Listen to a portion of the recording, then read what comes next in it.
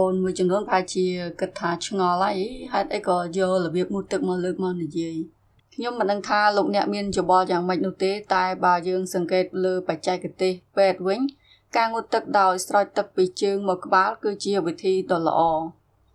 បើយើងសង្កេតលើករណីចាស់ៗដែលគាត់មានបញ្ហាដួលដោយព្រោះតែសម្ពាធឡើងខ្ពស់ភាគច្រើនគឺនៅក្នុងបន្ទប់ទឹកហើយដោយព្រោះតែមូលហេតុអីបានជាភាគច្រើន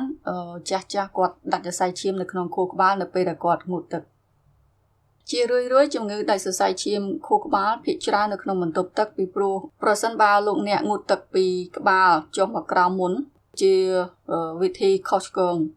តាមរបៀបនេះប្រសិនបើលោកអ្នកស្រោចទឹកពីលើក្បាលឈាមនឹងឡើងដល់ក្បាលយ៉ាងលឿនហើយសរសៃឈាមអាចដាច់ជាមួយគ្នានេះជាមូលហេតុដែលជំងឺដាច់សរសៃឈាមភាគច្រើនកើតមាននៅក្នុងបន្ទប់ទឹកតាមឯកសារមួយដែលចេញផ្សាយនៅក្នុង Journal of Canada Medical Association បាននិយាយថា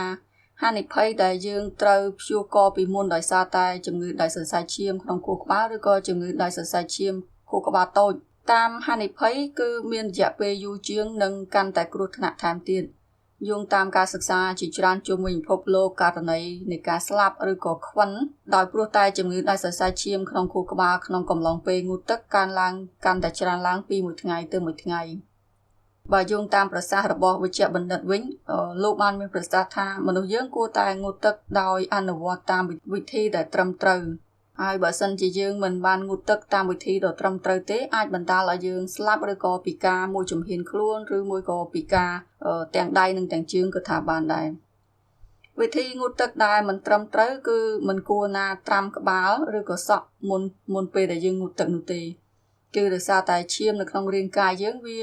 ស្ថិតនៅក្នុងសីតុណ្ហភាពមួយជាក់លាក់នៅពេលណាដែលសីតុណ្ហភាពខាងក្រៅផ្លាស់ប្ដូរលឿនសីតុណ្ហភាពខាងក្នុងរាងកាយយើងប្រែប្រួលវាត់ទាន់អញ្ចឹងធ្វើឲ្យឈាមបុកទៅខួរក្បាលលឿនលោកវេជ្ជបណ្ឌិតក៏បានបន្ថែមទៀតផងដែរថាទឹកនៅលើក្បាលដំបូងគឺបង្កើនល្បឿនចរាចរណ៍ឈាមដូច្នេះហានិភ័យនៃជំងឺដាច់សរសៃឈាមក្នុងខួរក្បាលអាចកើតឡើងនៅពេលនោះគឺបណ្ដាលឲ្យសរសៃឈាមនៅក្នុងខួរក្បាលជាពិសេសសរសៃតូចនៅក្នុងប្រព័ន្ធខួរក្បាលអាចរហែកដោយប្រការណាមួយនៅពេលដែលវាមិនអាចផ្លាស់ប្ដូរទៅតាមសីតុណ្ហភាពលឿនពេករបស់ទឹកដែលយើងចាក់នៅលើក្បាលដូច្នេះការដែលយើងងូតទឹកតាមវិធីដ៏ត្រឹមត្រូវគឺដំបូងគួរតែត្រាំទឹកយើងជាមុនសិនមានថាយើងស្រោចទឹកយើងនៅលើជើង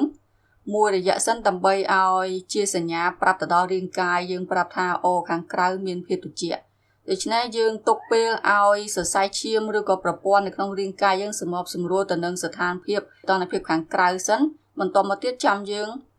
ចាក់ទឹកឡើងរហូតមកដល់នៅលើក្បាលហើយការដែលយើងអនុវត្តបែបដូច្នេះគឺវាជាវិធីដ៏ល្អមែនទែនសម្រាប់បងប្អូនអាសាមានសម្ពាធឈាមខ្ពស់ឬមួយក៏អស់លោកអ្នកបងប្អូនដែលមានខូលេស្តេរ៉ុលខ្ពស់ឬមួយក៏បងប្អូនដែលមានជំងឺឈឺក្បាលប្រកាំងដូច្នេះនៅពេលដែលបងប្អូនបានឮអំពីព័ត៌មាននៃការងូតទឹកដ៏ត្រឹមត្រូវហើយសូមជួយចែកចាយព័ត៌មាននេះបន្តទៀតជាពិសេសដល់បងប្អូនក៏ដូចជាសាច់ញាតិរបស់ពួកយើងដើម្បីឲ្យពួកគេមានការប្រុងប្រយ័ត្ននៅពេលដែលងូតទឹកចាអរគុណច្រើនហើយប្រសិនបើលោកអ្នកគិតថានេះជាអត្ថបទដ៏ល្អសូមចែកចាយទៅដល់អ្នកដទៃផង